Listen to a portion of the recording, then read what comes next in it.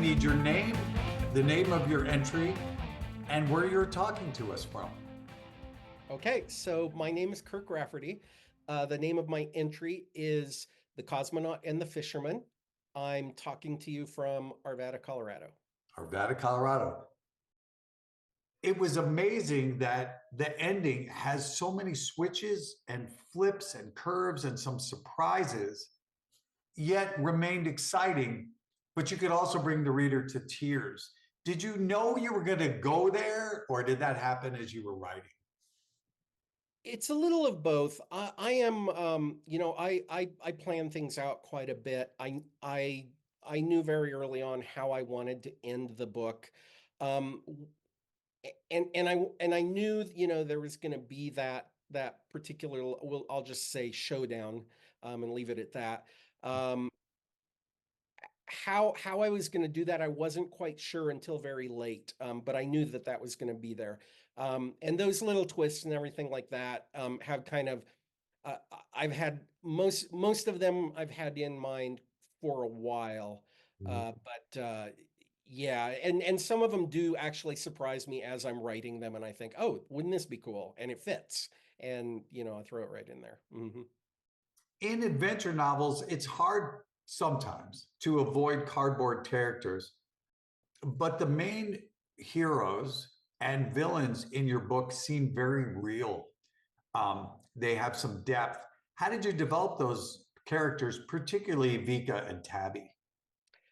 Yeah. Vika was really hard because she's a Russian woman, right? So first of all, she's a woman, and I'm a male writer. But she comes from a completely foreign culture, so she was very difficult to me. But to kind of get inside her head, I just kind of just decided, she's just going to be this person. She's the fish out of water type thing, and I'm just going to write her as kind of a human being, right? Right. Um, and I when I was younger, I really wanted to write, and I mentioned, Clive Cussler earlier. I wanted to write those kind of adventure novels. And I'm not saying that Clive Cussler writes cardboard characters, but what I am saying is that there was a big focus on action. Um, and I have along the way kind of discovered, I'm kind of a character writer, and who writes books that happen to have action in them, right? So I started with the character first. I spent a long time thinking about these characters before I actually wrote them down, and so that when I was writing their dialogue, or whatever their actions were, I knew exactly how this character would react. Right. Now, you set the book in 1960s West Texas, and that's a surprising location for a spy thriller. Why did you choose that area? So I had originally wanted to set it in southern Colorado. I have relatives that are ranchers in southern Colorado. I spent time on one particular ranch when I was a kid. So so that's where the ranch comes from, right? Is kind Right. of my childhood. It was originally going to be in southern Colorado. And then I was thinking, you know what I want? I want a really long cross country chase. And I can't have that if they're coming, if it's just from southern Colorado to Denver. The setting grew on me. It's Mhm. Texas's big, wide open spaces. And so I felt like I had a very big canvas that I could Right. draw on. Yeah. You use two youngsters, though I don't think Tabby's that young, but she's under 20, right? So you have 16. these 16. So you have two youngsters as main characters in a spy thriller. That's a really bold choice. Yeah. Yeah. Um, what made you make them that age? Were you shooting for an audience of maybe those people, or were you saying, nope, I'm having it them? Yeah. It was it was a real risk I was taking, and I knew that I was taking that, because immediately you think of YA, right? And I'm not writing a YA book. Um, the reason I made the choice, though, again, is I wanted them to be vulnerable. You know, these two kids are out on their own. It would not have had the same impact if I had said, you know, oh, this is a ranching couple and they're in their, you know, mid-20s or mid-30s. It just wouldn't have had that same impact. I wanted these kids to be out there, isolated, very vulnerable, very alone, and very, very conscious of that. Yes. So that was the decision, and it was a risky decision. We'll see if it pays off. You also seem to know a lot about the politics of the area or the era, the Russian space program and all that spy stuff. Could it be that you have some experience in that world? So I did 6 years in the Navy as a cryptologist. And I was in kind of during the tail end of the Cold War. So I do have a little bit of a background, although not the 60s. I'm not that old. Yeah. Uh, I did, but I mean, there's a couple of things. I've always been a space nerd. I love the Apollo era. I've read a lot of every movie that comes out. You know, with that subject. You know, I'm the first in the line to see it. Um, but you know, so I really have kind of taken to that era. But when I wrote the book, I also did a lot of research. Mhm. I wanted to make sure that you know, if a car shows up, you know, I didn't miss it, but you know, it wasn't. I mean, this was in 1961. I wanted to make sure that a car that shows up wasn't manufactured in 1962.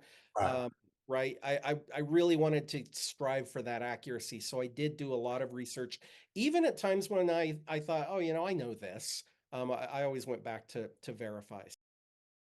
I read at least 50 books a year for this competition. And, when we read these, it's hard to read everyone's book all the way through. You read until you get to that point that you either know, yeah, I want to finish this, or no, I don't. I think from the time she ejected and was falling through the clouds, I was ready to go, all right, I got it. I'm done. I'm going to finish this one. This one, I'm going to finish the whole book. I mean, Yeah. that is so important to adventure writing to hook the reader up front. And you did a fantastic job. Thank you. I appreciate that. Yeah. Yeah. Did that take you a while to write that scene or? It did. I so this is another one of those research things that add to, because my original opening was that, man, she just I wrote this description of her ejecting from this spacecraft, and just she was going to just parachute down to the ground and then walk up to the ranch house is how I had envisioned this, and it was so boring. And I needed, like you say, I needed a hook. And it took I moved on to more chapters, but I came across this story of a Marine Corps pilot in the 50s who's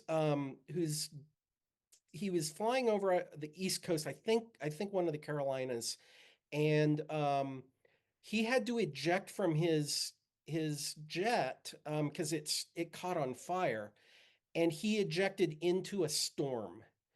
And it's fairly well documented, and he didn't have, or he either didn't have a pressure suit, or the pressure suit failed or something. He suffered a lot of decompression issues, but he survived it. But he went through this thunderstorm, Yeah, and I was like, there it is. That's it. that's it. Yeah. That's what happens. Yeah. Yay, research. Right. Yeah.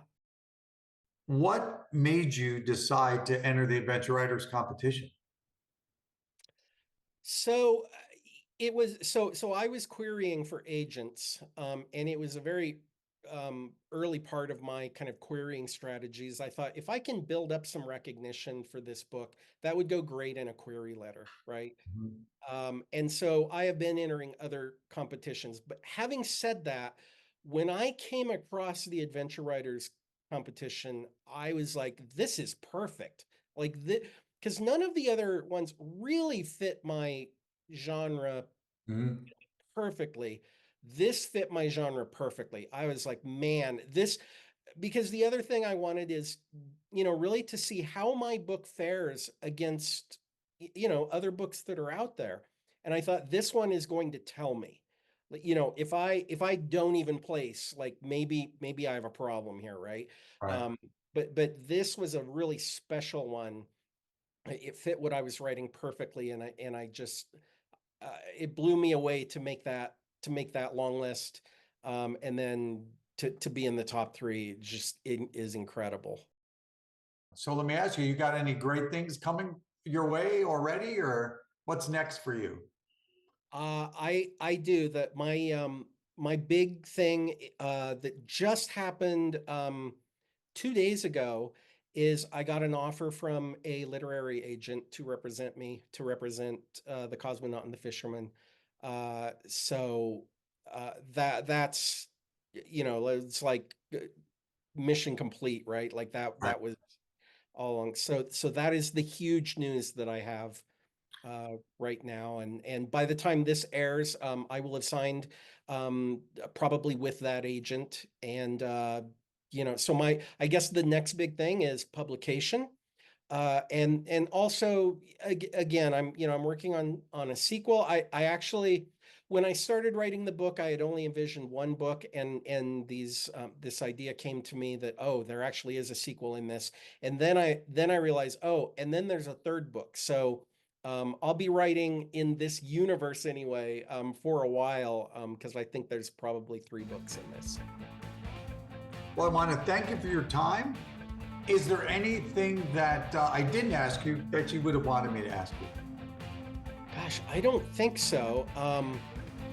My answer for that would have been, hey, why don't you ask me what just happened a couple days ago? Well, we did that. So So we perfect. did that. So yeah, no, I think I'm good. Thank you.